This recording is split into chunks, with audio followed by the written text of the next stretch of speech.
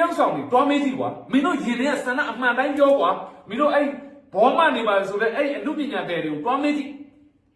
နော်ဒီမိုကရေစီစနစ်နဲ့ဒီမိုကရေစီအစိုးရတွားနေတာကိုကြိုက်တာအခုစစ်တပ်အာဏာသိမ်းတာကိုကြိုက်တာဘယ်သူမှမကြိုက်ဘူးလူတွေကခွဲမမဟုတ်တာဒါပေမဲ့ဘာဖြစ်လို့အကြောင်းမျိုးမျိုးခေါင်းစဉ်တွေအောက်မှာဝါဒမိုင်းတွေအောက်မှာအကုန်လဲထွက်ကုန်တာနော်ဒီညီငယ်ဆိုတော်တော်မျိုးကောင်းတယ်ဒါကျွန်တော်ပွင့်လင်းပြောတာနော်အဲ့တော့သူ့ဘဝအတက်အနေမထိပါစေလို့ပဲစူတောင်းပေးပါတယ်ဘာလို့ဆိုတော့ဘယ်လိုလူမျိုးတွေအမှန်တရားသိသွားမယ်ဆိုဒါလည်းတိုင်းပြည်အတွက်အနာဂတ်မှာဥဆောင်နိုင်တဲ့သူတွေပဲဒါပေမဲ့ခုနကပြောလို့ဝါဒမိုင်းတွေအောက်မှာသူတို့ဘဝတွေကနိမောရတာနော်စက်တီမှာ command တွေဆိုဒါမှသူ့မှန်တဲ့ command တွေဆိုတခုမှတော့အဲ့ဒါမဲ့သူ့အကောက်ဖြစ်တဲ့အတွက်သူ့ကို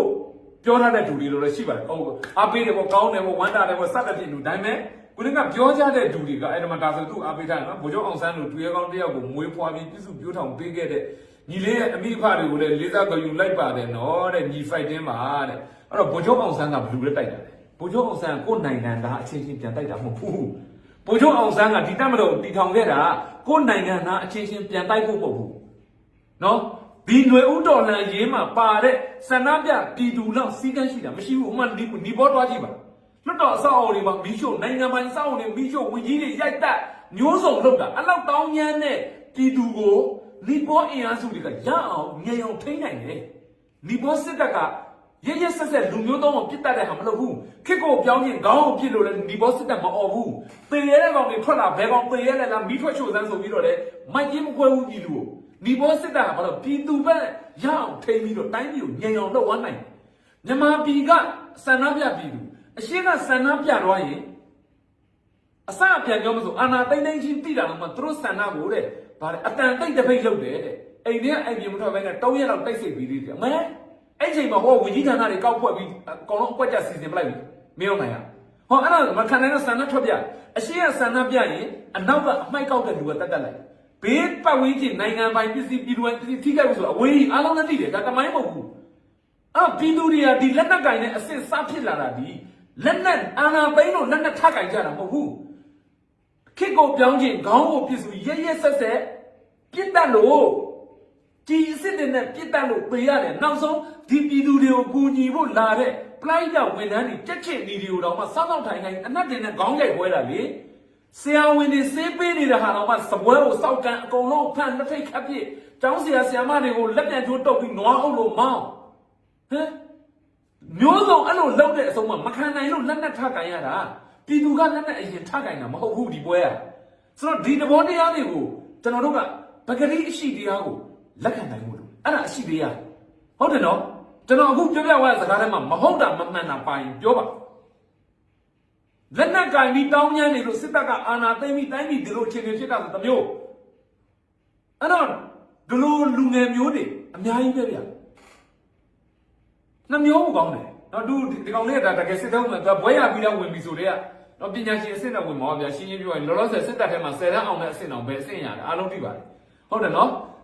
ဒီကောင်လေးကဘွဲရပြီးသားဆိုရင်ဒါအနည်းဆုံးကတက်ချက်ကြီးစေးရေးအဆင့်ရတော့မှီးနေပြီဟုတ်တယ်နော်တက်ချက်ကြီးစေးရေးအဆင့်ရတော့မှီးပြီပြီးရေချောင်းတိတ်ပန်းတို့ ODS ရှိသေးလားမသိဘူးအခုကျွန်တော်လည်းမြန်မာပြည်တဲ့ကင်း ODS ရှိလို့ရှိရင် ODS နော် DSA အများကြီးပဲရရှိတယ်ငကိုခစ်ကပါ1990လောက်ကနေစပြီးတော့အခုလက်ရှိရောက်နေတဲ့အချိန်ထိအခုနောက်ပိုင်းခစ်ကတော့ဝင်မဲ့လူမရှိတော့ဟိုဟာတွေဖြေချော့နေရတယ်နော် DSA တဲ့ဝင်သွားတဲ့စစ်ဗိုလ်တွေကိုမေးကြည့်ပါနိုင်ငံကိုကာကွယ်ခြင်းစိတ်တိုင်းပြည်ဖြစ်တဲ့စိတ်နဲ့ဝင်မဲ့လူလားဒီအပေါ်မှာအပွင့်လောက်ပတ်စားပိုင်ခွင့်တိုင်ရင်မှုတယောက်ဖြစ်သွားရင်အဲ့ဒီ data မှာဘလောက်ထောသွားတယ်ဆိုတော့အဲ့ဒီခွင်တွေပါဝါတွေအာဏာတွေလူချင်းတို့ဝင်လာတာအားလုံးလက်ထိပါတယ်ကျွန်တော်တို့အဲ့ဒါတွေပြင်ရမှာတိုင်းပြည်ကိုစစ်ထဲဝင်တဲ့လူတွေတကယ်ပြည်သူကိုကာကွယ်စောင့်ရှောက်ခြင်းစိတ်နဲ့ဝင်လာတဲ့လူဖြစ်ကြမယ်အဲ့ဒါလို့ဘဝပြန်ရဖို့တော့ကလက်ရှိစစ်ကောင်းဆောင်တွေအောက်မှာဘယ်တော့မှဖြစ်မှာမဟုတ်ဘူးတော့တင်းနေတယ်အဲ့တော့ကျွန်တော်တို့သိရမှာကငါတို့တိုင်းပြည်ဟာပြက်နေတာဒီဘယ်သူကြောင့်လဲဒီစစ်ကောင်းဆောင်တွေဖြက်လို့ပြက်နေတာချမ်းသာတိုးတက်နေတဲ့နိုင်ငံကိုအာဏာသိမ်းလိုက်လို့အာဏာအစစ်စစ်သိမ်းလိုက်လို့တပြေးပြေးနဲ့ကမ္ဘာပေါ်မှာမွဲနေတဲ့နိုင်ငံဖြစ်သွားတာဒီမိုကရေစီအင်အားစုတွေကြောင့်မဟုတ်ဘူးအာဏာသိမ်းတဲ့စစ်ကောင်းဆောင်တွေကြောင့်အခုလည်းအေးချမ်းနေတဲ့တိုင်းပြည်တော့ကားစက်ရုံလိုမျိုးစက်ရုံပေါင်းများစွာလာပြီးတော့အခြေပြုတ်ပြီးခီးသွွားဖွံ့ဖြိုးရေးတောင်မှမျှော်လင့်ချက်ရောင်ဒီပွင့်လာပြီ အဲ့ဒီဟာအကုန်လုံးကိုရိုက်ချိုးပလိုက်တာဒီအတက်60ပြည့်အောင်ပင်စင်မယူဘဲနဲ့အာဏာကိုစုပ်ကင်ထားတဲ့မင်းအောင်နိုင်ဒီ NLD အစိုးရ9နှစ်ထက်တဲ့သူအာဏာဆက်ယူပိုင်ခွင့်မရှိတော့မရှိရင်သူလုံထားတဲ့ပြစ်မှုတွေအကုန်လုံးသူဖမ်းကန်ပြီးမှာအဲ့တော့ဘာမထူးဆက်ခင်းတာအဲ့တော့တစ်ဖက်မှာလည်းမဲရွေးကံမရတော့ပြည်သူကမယုံကြည်ဘူးလေမယုံကြည်လို့သူတို့ပါတီလို့မဲမရွေးဘူးမဲမရွေးတော့သူတို့ပါတီရှုံးတယ်ရှုံးတော့အဲ့ဒီအရှုံးကိုလက်မခံနိုင်ဘူးသူတို့ကအစတည်းပြင်ဆင်ပြီးသားချမ်းဖို့ပါတီခေါင်းဆောင်ပိုင်းနဲ့အုံးမြက်တာဘယ်လိုလဲမသိဘူးကျွန်တော်မေ့သွားပြီးပြန်ကြည့်ရင်ကြည့်တယ်ဗီဒီယိုပြင်တာမျိုးတစ်ခုရှိပါတယ်ပြန်ကြည့်ပါရွေးကောက်ပွဲမတိုင်ခင်မှာမေးထားတဲ့အင်တာဗျူးအငယ်တို့ကမနိုင်ဘယ်လိုလုပ်မလဲတဲ့မနိုင်အောင်လုပ်မယ်ဟာဒါစာမွေးပြင်းနေတာမဟုတ်ဘူးရွေးကောက်ပွဲဆိုတာဘာလဲပြည်သူအရွေးချယ်ခံတာလေမနိုင်ဘူးဆိုတာဘာဖြစ်လို့လဲပြည်သူမရွေးချယ်လို့လေပြည်သူမရွေးချယ်လို့မနိုင်တာကိုမနိုင်အောင်လုပ်မယ်ဆိုတဲ့စကားကိုပြောခဲ့တယ်ဆိုတဲ့ကဒီကောင်တွေမှာကလေးကကျစ်နဲ့တိုင်းပြည်အာဏာကိုလူယူမဲ့အစီအစဉ်ရှိနေလို့လေအဲ့ဒါရှင်းနေတယ်စာမွေးပြတာဆိုရင်တော့မနိုင်တော့နိုင်အောင်ကျွန်တော်ဖြေမယ်ဗျာဒီကောင်လေးကမနိုင်အောင်ကြိုးစားမှာဒီလူကတော့မနိုင်အောင်ကြိုးစားမယ်ဆိုတော့လက်ခံပေးလို့ရတယ်မနိုင်အောင်လုပ်မယ်ဆိုတာရွေးကောက်ပွဲကိုအဲ့လိုပြောရဆိုတော့စဉ်းစားကြည့်အဲ့တော့ရွေးကောက်ပွဲမတိုင်ခင်တည်းကဒီကောင်တွေကအာဏာသိမ်းဖို့စီစဉ်ပြီးတာနော်နောက်တစ်ချက်ရှိတာက2015မှာအာဏာပေးခဲ့လိုက်ရတယ်ဆိုတာကပေးချင်လို့ပေးတာမဟုတ်နိုင်ငံရေးကြောင့်တေတေချာလေ့လာကြည့်ပါ2015 NLD အစိုးရတက်လာတဲ့အချိန်မှာဘတ်ဂျက်ကိုတစ်နှစ်ခွဲထိထုတ်ယူတုံးဆွဲခွင့်မရှိအောင်လုပ်ထားတယ်ဝင်ကြီးဌာနအားလုံးမှာဘတ်ဂျက်တွေကိုအကုန်ကုန်အောင်ပေးတုံးခိုင်းထားတယ်ပြီးတော့ NLD အစိုးရတက်လာတာနဲ့ဘတ်ဂျက်ကိုတစ်နှစ်ခွဲထိထုတ်ယူတုံးဆွဲခွင့်မရှိအောင်စီမံထားတယ်ဘယ်လောက်ထိရုပ်မာခဲ့တယ်စဉ်းစားကြည့်ပြီးရင်တကယ် branded ကားတွေအစည်းပေါင်း100ကျော်ဂိုတောင်တစ်လုံးအပြည့်ကိုလုံးဝလွှမ်းအပ်ထားပဲနဲ့သူတို့အကုန်ယူရတယ်တရားအစင်းပေါင်း2000ကျော်လားsorry တရားအစင်းပေါင်းဘယ်လောက်400ကျော်လားမသိဘူး400ကျော်လားဟုတ်တယ်ကျွန်တော်လည်းအမှတ်တမဲ့ပြောရင်နော်400ကျော်ဖြစ်ရင်မဖြစ်ရင်ရာကျော်မဟုတ်ရင်1000ကျော်ဗျာအဲ့နှစ်ခုတစ်ခုနော်အဲ့ဒီဟာအားလုံးကိုစာရွက်ပေါ်မှာစောက်ထားတယ်ဆိုပြီးတော့စည်ရင်းရှိပြီမဲ့မြေပြင်မှာတစ်ခုမှမစောက်ထားခဲ့ဘူးနော်ဒါဒီစကိုင်းတိုင်းလို့ဟိုနေ့မှာအမှရှိတဲ့ဒီတိုင်းအဆင့်အစိုးရဟိုနေ့တွေကဘတ်ဂျက်ရှင်းတန်းတွေပြန်အပ်တာတွေအများကြီးပဲဒီပြဒါကျွန်တော်တို့တာမန်ပြည်သူတွေတော့မှဒီလောက်တိရတယ်ဆိုရင်ဒီကောင်တွေဘယ်လောက်ရုပ်မှခဲ့တယ်ပြန်စဉ်းစားကြည့်ဒါတွေကလောက်ပြန်လီတယ်ပြောတာတစ်ခုမှမရှိဘူးနော်အဲ့လိုလုပ်ဖြစ်ခဲ့တာအဲ့ NLD ဆိုတက်လာတဲ့အချိန်မှာဝင်ကြီးဌာနတွေမှာလည်းဘတ်ဂျက်ကုန်နေတယ်ဒီနိုင်ငံဘတ်ဂျက်ကိုလည်းထုတ်တုံးသုံးခွင့်မရှိဘူးအဲ့တော့ဘာလုပ်လဲခရိုနီတွေရှိကနေအကူအညီတောင်းပြီးတော့ဒီဟာကိုရအောင်လည်ပတ်ပြီးတော့အဲ့တစ်နှစ်ခွဲပြည့်အောင် NLD ဆိုကရုံးခဲ့ရတာဒါတွေဘယ်လိုတိတယ်ဘယ်သူမှမတိဘူးဆိုအဲ့ဒါတော့ရုံးမှာသူတို့အစီအစဉ်ကတော့ NLD အစိုးရ2015မှာတည်းကပြုတ်ကြအောင်စီစဉ်ခဲ့တာဒါပေမဲ့သူတို့စီစဉ်သူတို့မပြုတ်ကြတဲ့အတွက်အမှန်ကျနာခဲပြီးတော့ဒီ2020ရွေးကောက်ပွဲဟာသူတို့အနိုင်လောက်တာရွေးကောက်ပွဲမှာနိုင်သွားမယ်ဆိုရင်ဒါပြီးသွားတော့မနိုင်ရင်နိုင်အောင်အာဏာသိမ်းမှစီစဉ်ထားတာအဲ့တော့အာဏာသိမ်းလိုက်တဲ့အတွက်တိုင်းပြည်ကအခုလိုပြက်လာတာအခုလိုတိုင်းပြည်ပြက်လာဒီဘလို့ကြောက်တယ်အာဏာသိမ်းတဲ့ကောင်တွေကြောက်ရှင်းနေတယ်ဒါကိုဘာဖြစ်တယ်မကြီးသူ့ရဲ့အမြင်ဒါသူလည်းသူ့ကိုအဖြစ်တင်လို့မရဘူးဒီဝါဒမိုင်းတွေအောက်မှာသူတို့တို့မိုင်းမိနေတဲ့လူပေါင်းမြောက်များစွာရှိတယ်လူဘိန်းနေနဲ့ပြောလိုက်မယ်ဆိုတာမြို့မှာအေးစီတော့မှပြည်လက်ရှိတော်လှန်ရေးဟုတ်တယ်လို့ပါလို့ပေါ့အေးဟုတ်တယ်လေဟုတ်တယ်လေမြေပြင်မှာမြို့မှာအေးစီဖြစ်နေတယ်တော့မှပြေးနေကြတယ်ဟာဒါဟုတ်တာပေါ့အဲ့ချိန်မှာစစ်တပ်ထောက်ခံတယ်မင်းတို့တွေစစ်ကိုခေါ်ရင်စစ်လာတော့တွေ့တာမင်းတို့ပြေးလေဗဒတ်တွေကိုမင်းတို့လက်ခံတာဟုတ်တယ်လို့ဒါမဲ့တိတိကျကျတွေးကြည့်လိုက်တယ်အဲ့ဒီတော်လှန်ရေးတက်တွေစိုးမိုးထားတဲ့ဒေသတွေမှာပြေးနေရတာဘယ်လိုစစ်တိုက်နေလို့ဒီစစ်တပ်ကသွားပြစ်နေလို့နော်အဲ့ဒီစစ်တပ်စိုးမိုးထားတဲ့မြို့တွေမှာအေးနေတာဒီဘယ်လိုလာမပြစ်လို့လဲငါတို့တော်လှန်ရေးဘက်ကလာမပြစ်လို့ရှင်းလေးအဲ့ဒါလေးကိုတီးဖို့လိုတယ်အဲ့တော့တိုင်းပြည်မှာပြည်သူဒုက္ခရအောင်အချမ်းဖက်နေအောင်အဲ့ပြည်သူတွေပြေးလွှားနေအောင်ဘယ်လိုလုပ်နေတာဒီစစ်တပ်လုပ်နေတာအဲ့ဒါအဖြေပဲညင်းလို့မရတဲ့အဖြေအဲ့လားနော်ဒါကြောင့်မလို့အမြင်မှန်ရကြပါလိမ့်ကျွန်တော်တိုင်းပြည်မှာနှစ်ပေါင်း60စစ်တပ်ကစစ်တိုက်လာပါတယ်အဲ့ဒီစစ်တိုက်တဲ့ဘတ်ဂျက်အားလုံးကခင်ဗျားတို့ကျွန်တော်တို့အဖိုးအဖွားတွေကစပြီးကျွန်တော်တို့လက်ထက်ထိကျွန်တော်တို့ရဲ့ထွေးနှဲစာအခွန်အခတွေပါ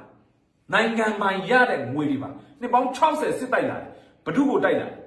တရုတ်ကိုတိုက်တာမဟုတ်ဘူးအိန္ဒိယကိုတိုက်တာမဟုတ်ဘူးထိုင်းကိုတိုက်တာမဟုတ်ပြန်ဘူးဘဒုတိုက်တာပြည်သူကိုပြန်တိုက်တာနှစ်ပေါင်း60နော်ငါတို့စစ်တပ်ကဒါနိုင်ငံတော်စစ်တပ်လို့လာမလုပ်နဲ့နော်ဒီငါတို့ကအကုန်စီမံပိုင်ခွင့်ရှိတယ်ငါဒါနိုင်ငံစစ်တပ်လာမလုပ်နဲ့ကရင်တယောက်အနေနဲ့ကြည့်မယ်နော် တောင်ယာမှာလူဆိုင်ပြိုးနေတယ်မြန်မာစစ်တပ်လာရင်ဖမ်းတယ်စီးတယ်ရိုက်တယ်စစ်တယ်အခက်မသိရင်သူ့ဘာတတ်တယ်သူ့မယားသူ့သမီးပါမလိမ့်ချင်းတယ်ဒါပေမဲ့သူတို့ကရင်စစ်တပ်လာတယ်ဘာသိအောင်ပြီးဝဲအောင်ပြီးတော့ခမင်းစားပြီးဘာညာဘာလို့ကျင်လဲယူကွာပြီးတယ်ဒါပဲအဲ့တော့သူတို့ကရင်ပြည်သူတယောက်အနေနဲ့ကြည့်မယ်ဆိုရင်ဟာမြန်မာစစ်တပ်ကသူတို့လက်မြေလာကျူးကျော်တာကချင်ပြည်သူနဲ့ကြည့်မယ်ဆိုရင်ဒီမြန်မာစစ်တပ်ကလာကျူးကျော်တာရခိုင်ပြည်နယ်နဲ့ကြည့်မယ်ဆိုရင်မြန်မာစစ်တပ်ကလာကျူးကျော်တာနော်ဒါ NLD အစိုးရလက်ထက်မှာဆိုရင်ဒါနောက်ပြီးရုံးလာရှိသေးတယ်ရခိုင်မှာစစ်မီးကိုမှုေးတယ်စစ်တပ်ကိုလူမျိုးတုံးတပ်ဖြတ်မှုလုပ်တယ်ပြီးတော့အဲ့ဒီစစ်မြေပြင်တွေကို NLD အစိုးရမပြောနဲ့ဘယ်တည်င်းတော့မှပေးမှုသူတို့စစ်တပ်ကတည်င်းစစ်တည်င်းတော့ကိုပေးဝင်အဲ့တော့ NLD အစိုးရလက်ထက်မှာဒါကြောင့်မို့လို့ရခိုင်အများစုကဒေါအောင်ဆန်းစုကြည်အပါဝင် NLD အစိုးရကိုအသေးဆွဲအသေးမုန်းတာအဲ့လိုမုန်းအောင်လို့စစ်တပ်ကစနစ်တကျစီစဉ်တာရခိုင်ပြည်နယ်မှာစစ်မွေးမိလိုက်တယ်အဲ့ဒီရခိုင်ပြည်နယ်စစ်ပွဲတွေကိုလင့်လာလို့တည်င်းတော့ဘာညာကိုဒီပတည်င်းတော့မပြောနဲ့အခြားတာမန်တည်င်းတော့မပြောနဲ့တမရယုံတည်င်းတော့ကိုတော့မှပေးမဝင်ခိုင်းဘူးမင်းကြီးအဲ့တော့ပေးမဝင်ခိုင်းမဲ့အထဲမှာသူတို့လှုပ်ချင်တာလှုပ်တာဒါပေမဲ့အထဲမှာလှုပ်တာတစ်မျိုးနိုင်ငံတကာကိုတည်င်းဖြန့်တော့တမရယုံကနေတည်င်းဖြန့်အဲ့တော့နိုင်ငံတကာကိုတည်င်းဖြန့်မှုတော့တမရယုံကဒီတည်င်းအချက်လက်ကိုပြောဆိုသူတို့စစ်တပ်ကပေးတာကိုယူရတယ်ဆိုတော့ဟိုမှာသူတို့ကသူများအောင်တက်တယ်ဒါပေမဲ့တမရယုံကိုသူတို့ပေးတာတော့သူတို့ကိုသူများတတ်ပါတယ်ပေးတယ်နောက်တစ်ခုရှိသေးတယ်ရခိုင်ကိုတဲ့ဒေါအောင်ဆန်းစုကြည်ရဲ့တိုက်ခိုင်းလို့တိုက်ကပါတယ်တည်င်းလွှင့်တယ်ဖွဲ့စည်းပုံအခြေခံဥပဒေမှာ NLD အစိုးရကစစ်တိုက်ခိုင်းဖို့မပြောနဲ့ဘတ်ဂျက်စစ်ခွင့်တော့မရှိဘူးဒါပေမဲ့ဒါကိုတောင်းလူတိတယ်မတိဘူးမင်းအောင်နိုင်လို့အတုံးစိတ်ဘတ်ဂျက်ကို NLD အစိုးရထုတ်ပေးရတယ်ဒါပေမဲ့အဲ့ဒီဘတ်ဂျက်ကိုမင်းအောင်နိုင်မင်းဘယ်နေရာမှာတုံးလဲလေရင်ဝဲတာဘလို့လဲခိုးဝဲလာတာအောက်ဈေးနဲ့ဝဲလာတာလားနော်1ဘီလီယံတန်တဲ့လေရင်ကို9ဘီလီယံလောက်အသုံးပြုပြီးတော့ကျန်တဲ့4ဘီလီယံမင်းတို့အိတ်ထဲထည့်ထားတာဘတ်ဂျက်စစ်ဆေးခွင့်တော့မရှိဘူးအဲ့တော့စစ်တိုက်ဖို့အမိတ်ပေးတယ်ဆိုတဲ့စကားကြီးဖြစ်နိုင်လားမဖြစ်နိုင်လားစဉ်းစားဒါကိုသူတို့ကိုယ်တိုင်ထုတ်ပြောတာနော်အဲ့တော့အဲ့ဒီအချိန်မှာဒေါအောင်ဆန်းစုကြည်ကကျမမိတ်မပေးတော့ညီးပြန်ရင်လည်းဘာဖြစ်ကုန်လဲဥပဒေကြောင်းအရတရားစွဲလို့ရတယ်လှုပ်ထားတာပုံကြည့်ဘယ်လောက်ထိအဖက်ဖက်ကသူတို့ဟိုစင်တကောင်ကိုပါတယ်ဘေးကနောက်လိုက်ပြီးမိန်းနေလှန်နေလိုက်ထောက်ထားသလိုအဲ့လိုထောက်ထားတာဘလောက်ကွက်ကြတာအောင်မလို့ဒါကြောင့်မို့လို့ကျွန်တော်တို့ပြောချင်တာကကျွန်တော်တို့စီးလုံးမှာညီညွတ်ပါကျွန်တော်တို့ရင်ဆိုင်နေရတဲ့စစ်ကောင်းဆောင်တွေဒီအင်မတန်ရုပ်မှရက်စက်တဲ့ကောင်တွေအဲ့တော့ကျွန်တော်တို့တွေကလူမျိုးကွဲမဲ့ဘာသာကွဲမဲ့ဆိုရင်ဒီကောင်တွေရဲ့လက်ကွက်အောက်မှာကောင်းကောင်းရောက်သွားပါလိမ့်မယ်နော်အဲ့တော့ကြုံလို့ပြတာပါမြို့မှာအေးစီတော်မှာပြီးစစ်ခွေးမအေးပြီလို့ပြန်ပြောလိုက်ပါနော်အဲ့ဒါတော်နိုင်ရင်ပေါ့စစ်ခွေးတွေကြောင့်ဖြစ်နေတာပါဒါတော့ဆိုရင်ရှင်းမယ်အခုကျွန်တော်ပြောပြတဲ့ဗီဒီယိုဖိုင်ထဲမှာမဟုတ်တာမမှန်တာပါရင်ပြောလို့ရပါတယ်နော်အဲ့တော့ဒီညီငယ်လေးအပါဝင်ဒီဝါဒမိုင်းတွေအောက်မှာမိနေတဲ့သူတွေအားလုံးဝါဒမိုင်းမိတဲ့ဘဝကလွတ်မြောက်ပါစေလို့ဆုတောင်းပေးပါတယ်နော်